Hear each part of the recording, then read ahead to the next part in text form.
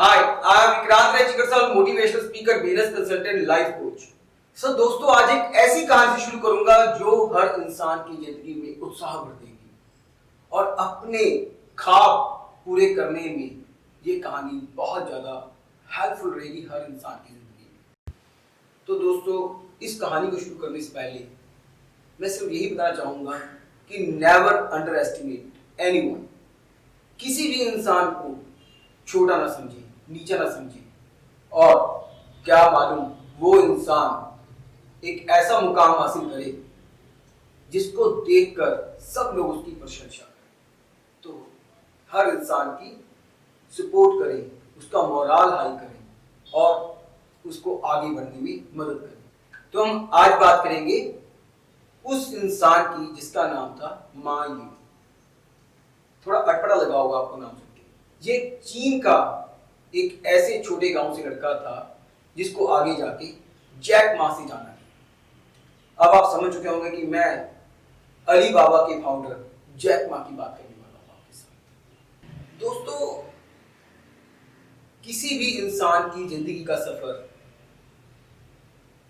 कभी आसान नहीं होता। हर इंसान की जिंदगी में संघर्ष और मेहनत लगी होती है जब वो किसी टारगेट को पूरा कर रहा होता है। इसी तरह हम बात कर रहे हैं जैक मा की, जिसने इस मुकाम तक पहुंचने के लिए बहुत सारा संघर्ष किया, बहुत सारी स्ट्रगल की और बहुत सारी चुनौतियों का सामना करना पड़ा। जैक मा छोटे होते ही उनको पढ़ाई का बहुत शौक नहीं था, लेकिन उसके बावजूद उन्होंने अपनी ग्रेजुएशन इंग्लिश में की। तो उनकी जो ग्रेजुएशन इंग्लिश में हुई उसमें भी उनको बहुत संघर्ष करना पड़ा। वो अपनी 4th स्टैंडर्ड में 2 बार फेल हुए, 8th स्टैंडर्ड में वो 3 बार फेल हुए, अपनी ग्रेजुएशन की एंट्रेंस एग्जाम में वो 5 बार फेल हुए।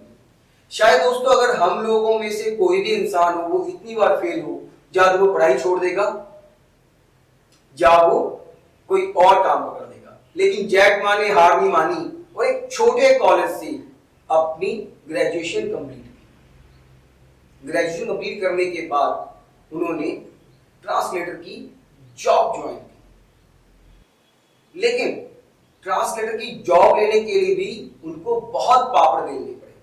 क्यों? क्योंकि इससे पहले वो 30 नौकरियों में नकारे गए थे। 30 नौकरियों से उनको रिजेक्ट किया गया था। जितनी इंटरव्यू दी उसमें वो रिजेक्ट हुए। इवन की KFC में 24 बंदे इंटरव्यू के लिए पहुंचे, जिसमें 23 रख लिए गए और जैक मा को रिजेक्ट कर दिया गया। उसके बाद भी उन्होंने हिम्मत नहीं हारी और ट्रांसलेटर की जॉब ली। तो दोस्तों, हर इंसान की जिंदगी में बहुत संघर्ष होता है। ऐसी जैक मा की जिंदगी में रहा। अगर यहाँ पे 2 नौकरियों में बंदा रिजेक्ट हो जाए, 3 में रिजेक्ट हो जाए, तो आसपास वाले उसको नालायक कहना शुरू कर देते हैं और उसको कहते हैं इसमें कोई गुण ही नहीं है। और वो बंदा भी सोचता कि हाँ यार, मेरे में कमी होगी, मैंने पढ़ाई लिखाई भी ढंग से नहीं की और मैं इसीलिए कुछ मुख हासिल नहीं कर पाया। लेकिन कोई भी आपका मोराल नहीं तोड़ सकता जब तक आप डिफोकस नहीं होते, आपका फोकस नहीं टूटता। इसके अलावा जब जैक मा 13 साल के थे तो उनको इंग्लिश बोलने का बहुत शौक था।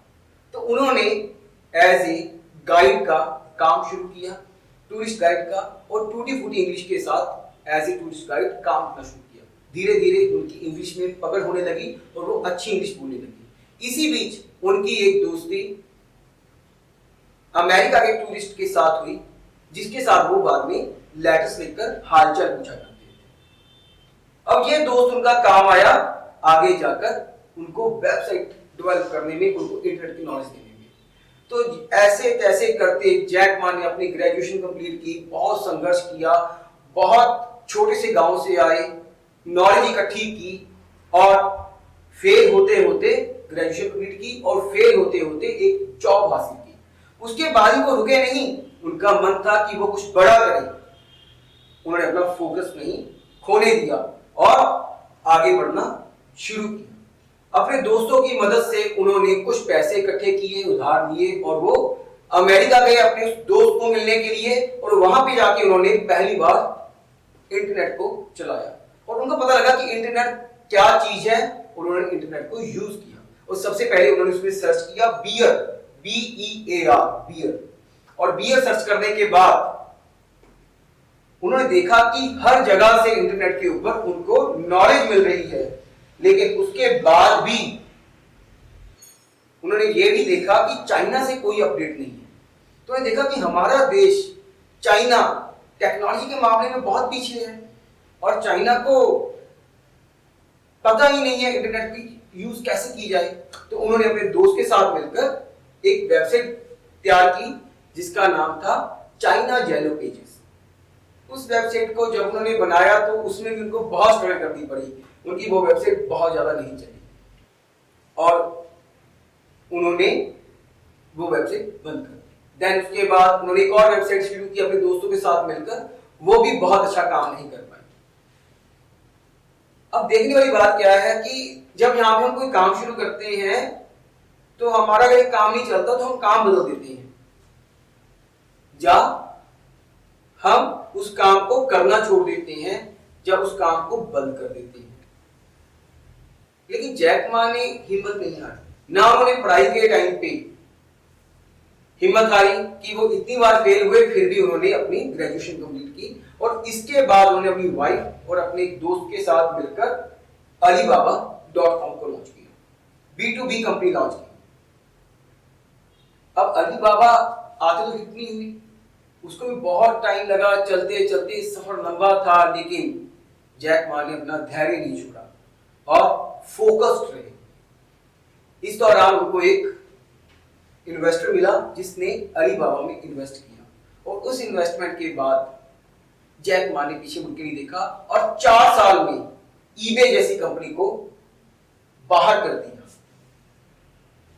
तो दोस्तों आज उन्होंने आपसे बात की वो इसलिए की क्योंकि हम सब लोगों में वो सारे गुण हैं जो जैक मा में हैं, लेकिन कमी किस चीज की है? फोकस की, कॉन्फिडेंस की, विश्वास की। हम लोग पाना सब कुछ चाहते हैं लेकिन रिस्क लेना नहीं चाहते। हम लोग अचीव सब कुछ करना चाहते हैं लेकिन उसके पीछे जो भागना पड़ता है उसके लिए पागल होना नहीं चाहते। आज अगर बात करूं तो अलीबाबा का जो नेटवर्थ है वो 20 बिलियन है और उससे भी ज्यादा है और फेसबुक से ज्यादा अलीबाबा की पॉपुलैरिटी है। जैक मा की सोच ये थी कि अपने विपक्षियों का, अपने कंपटीटर्स को सुनिए, उनकी नीतियों के बारे में सोचिए, समझिए, लेकिन वो कॉपी ना करें। क्यों? क्योंकि अगर आप वो कॉपी करोगे तो आप कुछ नया नहीं कर पाओगे और आप हार जाओगे। आप उनसे सीख सकते हो, जान सकते हो कि आपके कंप्यूटर क्या काम कर रहे हैं, कैसे कर रहे हैं, उनकी क्या पॉलिसीज हैं और उसमें कुछ एक्स्ट्रा ऑर्डिनरी एड ऑन करके लेके आइए। अब मैं आपसे बात करता हूं कि चलता क्या है जो यूनिक होता है। चलता वो है जो यूनिक होता है। अगर फेसबुक की बात करूं तो फेसबुक जब आया तो वो यूनिक आइडिया था। अगर आज की डेट में कोई बात करे कि फेसबुक को एज ए सेम नया चैनल पे लॉन्च किया जाए, नए नाम से लॉन्च की जाए फेसबुक के मुकाबले के ऊपर, वो उतना आउटपुट नहीं देगा। क्यों? क्योंकि उसमें कुछ एक्स्ट्रा नहीं है, उन्होंने सिर्फ कॉपी किया हुआ उसको एज इट लॉन्च कर दिया। कितने लोगों ने कोशिश की फेसबुक के जैसा प्लेटफॉर्म खड़ा करने की, लेकिन वो कामयाब नहीं हुए। क्यों? क्योंकि उसमें यूनिकनेस नहीं थी, उसमें कुछ एक्स्ट्रा नहीं था, कुछ नया नहीं था, तो लोगों ने उसको एक्सेप्ट नहीं किया। तो ऐसे ही जैक मा कहते हैं कि एक तो आपके अंदर धैर्य होना बहुत जरूरी है, आपके अंदर स्टेबिलिटी होनी बहुत जरूरी है कि आप जो टारगेट पकड़ लिया उसको अचीव करना है और कैसे करना है ये आपने सोचना है और उसको पूरा भी करना है। यही कमी रह जाती है हम लोगों में। हम लोग क्या करते हैं, हम काम शुरू करते हैं और उसको बीच में छोड़ देते हैं, या लोगों की इधर उधर की बातें सुनकर बंद कर देते हैं या डिमोरलाइज हो जाते हैं। इस दुनिया में अगर 100 लोग हैं, 100 में से 97 लोग आपके टांग खींचेंगे। तो आपको क्या लगता है कि जैक मा को किसी ने नालायक, बेवकूफ या उनको किसी ने नाकारा नहीं कहा होगा? कहा होगा,